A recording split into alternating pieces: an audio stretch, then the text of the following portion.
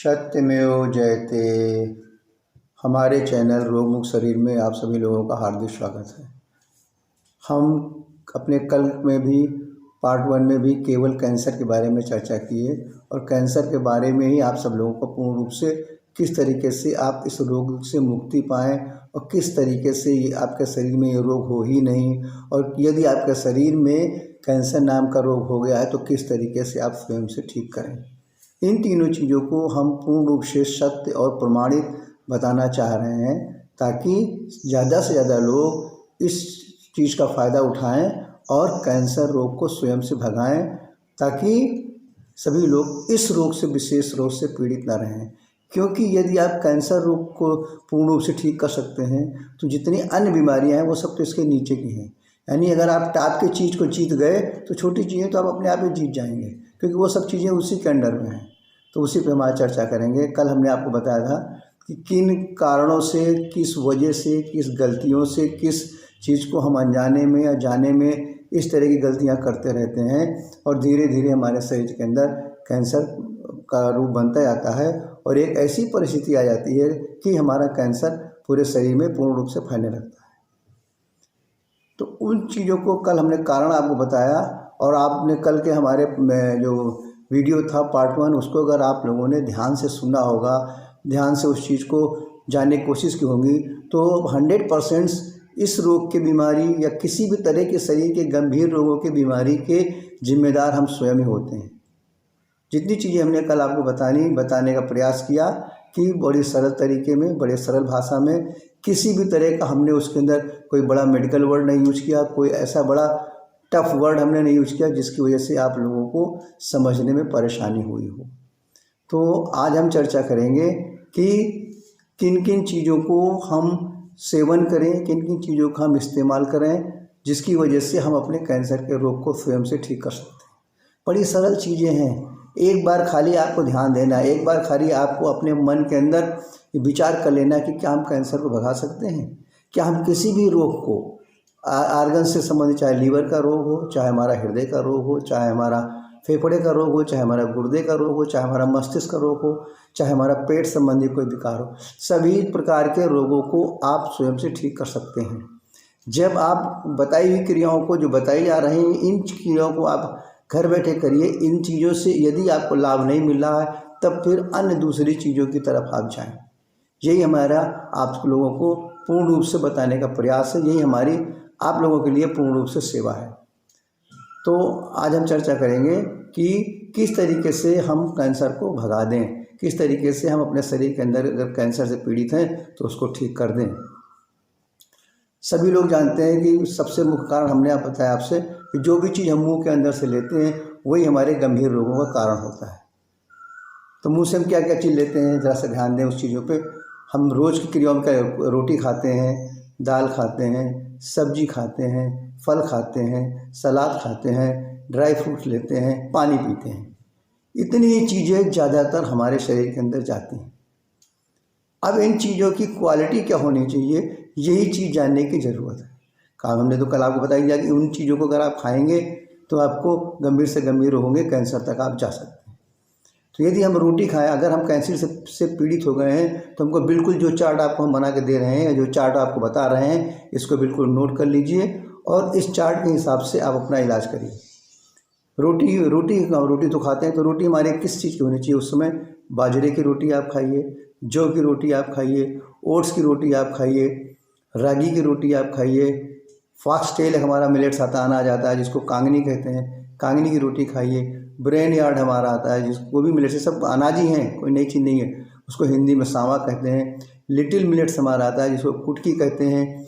Brown tops हमारा आता है जिसको मुराद कहते हैं, और कोदो आता है। ये सब चीज़ें बड़ी फेमस हैं, शायद हो सकता है कुछ लोग जाने। तो उसमें क्या है कि इन चीज़ों से आप रोटी भी बना सकते हैं, इन चीज़ों से आप उसका चावल भी बना सकते हैं, दोनों चीज़ आनंद ले सकते हैं, और इन चीज़ों से आप खिचड़ी बना सकते हैं। बस विशेष रूप से ध्यान रखना है कि जो हमने 5 चीज़ें बताई हैं ग्रेन्स के रूप में, यानी कांगनी, सांवा, कुटकी, मुराद और कोदो, इन चीज़ों को पकाने के पहले 6 से 8 घंटे तक भिगोना बहुत ज़रूरी है।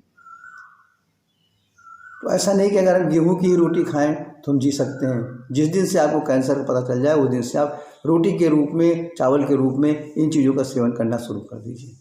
फिर दाल आती है हमारे पास, ये चीज़ जो हम रोज़ जो आप खाते हैं उन्हीं पे हम चर्चा करेंगे ना। वही चीज़ें आपकी दवा है, वही चीज़ आपके भोजन है। ना आपको भोजन बंद करना है, ना आपको दवा बंद करनी। कौन सी दवा जी जो आप काम कर रही है, जो अन्य दवाइयाँ आप खा रहे हैं उनको हम पूर्ण रूप से बंद करने की धीरे धीरे सलाह देंगे। दाल हमारी है देसी चने, मूंग की दाल, मसूर, मोठ, इन सब की दाल अंकुरित करके खाइए।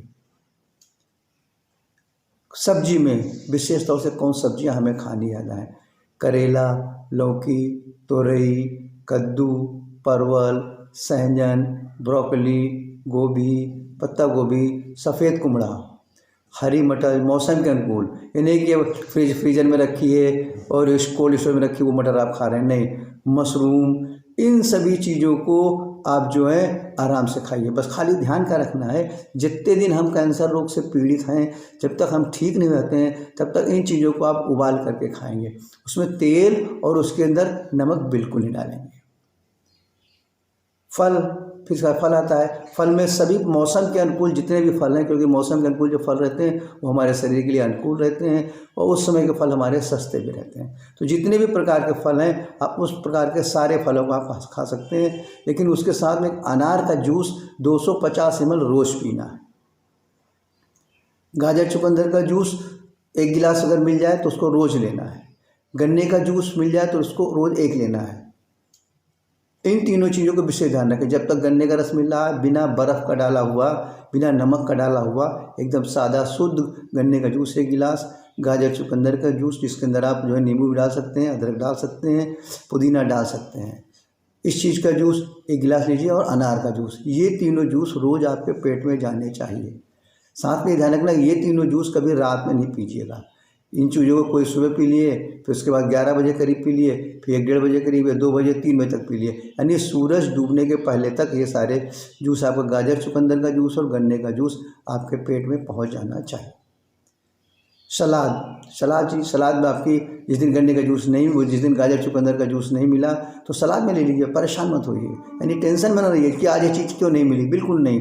कभी अनार का मिल गया, चलो अनार का पी लिए, गाजर का चुकंदर में गाजर चुकंदर का पी लिए, गन्ने का रस का मिल गया गन्ने रस का पी लिए। अगर जिस दिन तीनों मिलते हैं तीनों पी लिए, 2 मिलते हैं 2 पी लिए, 1 मिलता है 1 पी लिए। यानी इनमें से कोशिश करना है कि ज़्यादा से ज़्यादा चीज़ें हमको इनमें से मिल जाएँ। सलाद गाजर की, चुकंदर की, टमाटर की, खीरा की, प्याज की, और इसके बाद हमारे लीव्स वाली सलाद आती है उसकी सलाद, इन सब का, नींबू है, अदरक है, इन सब चीज़ों को, प्याज है, इन सब चीज़ों को सलाद के रूप में दोपहर में ज़रूर खाएं। खीरा है, खूब चबा चबा करके खाइए, पूरी प्लेट भर लीजिए अपने हिसाब से। फिर उसके बाद जो आपका भोजन बना है, दाल चावल रोटी जो सब्जी इस तरह की आपने घर में बनाई है, उस चीज़ का सेवन करिए। ड्राई फ्रूट्स माना जाता है। ड्राई फ्रूट्स के अंदर जितने भी तरह के ड्राई फ्रूट्स हैं, बादाम, काजू, अंजीर, पिस्ता, किशमिश, अखरोट, खजूर, और भी जितने तरह के हैं मौसम के अनुकूल जो हमारे भारतवर्ष के अंदर पाए जाते हैं। फल भी वही खाएंगे जो मौसम के अनुकूल हो, जो हमारे भारतवर्ष के अंदर पाए जा रहे हो। ड्राई फ्रूट्स भी वही खाएंगे जो मौसम के अनुकूल हो और हमारे भारतवर्ष के अनुकूल। किसी तरह का हमें विदेशी ड्राई फ्रूट्स खाने की ज़रूरत नहीं है। इन इतने सारे ड्राई फ्रूट्स में से जो मिल जाए 3-4 तरह का मिला करके, उसमें से कितना होना चाहिए, 30 से 40 ग्राम, इससे ज़्यादा नहीं। जैसे मान लीजिए बादाम है, 6-7 बादाम हो गए, 5-6 काजू हो गए, 2 अंजीर हो गए, 4-5 पिस्ता हो गए, 10-15 ठो किशमिश हो गए, 2 ठो अखरोट हो गए, 2 ठो खजूर हो गए। ये मिला कर जाकर 30-40 ग्राम, 40 ग्राम मैक्सिमम, इससे ऊपर नहीं होना चाहिए। किसी भी इसमें आप खा लीजिए। पानी जो आप पियेंगे गुनगुना पियेंगे, बस ये नहीं होगी जब से कैंसर हमें पेट में आए। वैसे तो अगर आप इन वीडियो को सुन रहे होंगे तो आज से आप लोग शुरू कर दें कि पानी आपके पेट में गुनगुना ही जाए। किसी दिन बहुत मजबूरी हो तो आप, अदरवाइज पानी हमारे शरीर के अंदर गुनगुना ही जाना चाहिए। लेकिन पर्टिकुलर कैंसर से पीड़ित अगर हम चल रहे हैं तो उसमें हमें गुनगुना पानी ही पीना है। औषधि के रूप में हमें क्या लेना है उसको ध्यान दीजिए। हरी नीम की पत्ती 21, तुलसी की पत्ती 21, बेल की पत्ती 11, उसी के अंदर 4 काली मिर्च मिला करके इसको पीस लीजिए। पीस करके थोड़ा सा पानी मिला के सुबह खाली पेट इसको पी जाइए। आंवला, गिलोय, पुनर्नवा, व्हीट ग्रास का पाउडर यानी गेहूं के पत्तियों का पाउडर, इन चारों को समान मात्रा में लेकर के, यानी 100 ग्राम अगर हमारा आंवले का पाउडर है, 100 ग्राम गिलोय का पाउडर है, 100 ग्राम पुनर्नवा का पाउडर है, 100 ग्राम व्हीट ग्रास का पाउडर है, इन चारों को मिक्स करके एक स्टील के डब्बे में भर के रख लीजिए। 1 चम्मच सुबह पानी में घोल के पी लीजिए, आप हाथ के लीजिए और 1 छोटा चम्मच रात में लिया करिए। इसके बाद हमारा हल्दी पाउडर, 6 से 8 ग्राम हल्दी का पाउडर रोज़ आपको लेना है, पानी में घोला पी लीजिए। और साथ में 4 जवा लहसुन, थोड़ी देर बाद सही, 4 जवा लहसुन को चबा चबा के चाहे सलाद के साथ खा लीजिए, चाहे जो आप फल खा रहे हैं फल के साथ खा लीजिए, चाहे उस चीज़ को आप ड्राई फ्रूट्स ले रहे हैं उसके साथ खा लीजिए। क्योंकि ऐसे एकदम से चबा खाने में लहसुन से मुंह में जलन पैदा होगी तो आप घबरा जाएंगे। तो किसी चीज़ के साथ माध्यम बना के उसको लीजिए। और aloe vera juice 50 ml aloe vera juice सुबेरे, जो ढक्कन रहता है लगा रहता है तो ढक्कन से 4 से 5 ढक्कन, और उसमें 4 से 5 ढक्कन पानी मिला के पी लीजिए। उसी तरह रात में पी लीजिए। इतनी चीज़ों का आप सेवन करें, हमें पूर्ण आशा है कि आपका कैंसर धीरे धीरे करके ख़त्म हो जाएगा। अब इसके बाद जो थोड़े से व्यायाम बचते हैं, थोड़े से प्राणायाम बचते हैं, थोड़े से जो हमारे आसन बचते हैं, इसके बारे में हम आपसे कल चर्चा करेंगे, उसको बताएंगे। तो हमें पूर्ण आशा है कि हमारा पार्ट 1, पार्ट 2 और ये पार्ट 3 कल वाला, इन तीनों चीज़ों का अगर आप पूर्ण रूप से समझ लेंगे, पूर्ण रूप से जान जाएंगे, तो मैं पूर्ण आशा है कि आपके लिए कैंसर चुटकी जैसा हो जाएगा। आप ऐसा भगाएंगे उस कैंसर को अपने शरीर से कि लोग कल्पना नहीं कर पाएंगे। उसकी उस चीज़ के लिए लोग चमत्कार समझेंगे, ऐसा करेंगे, लेकिन करना आपको है, मेहनत आपको करनी है, क्योंकि रोगी आप हैं। तो इसलिए आपको ध्यान देना है। सत्यमेव जयते।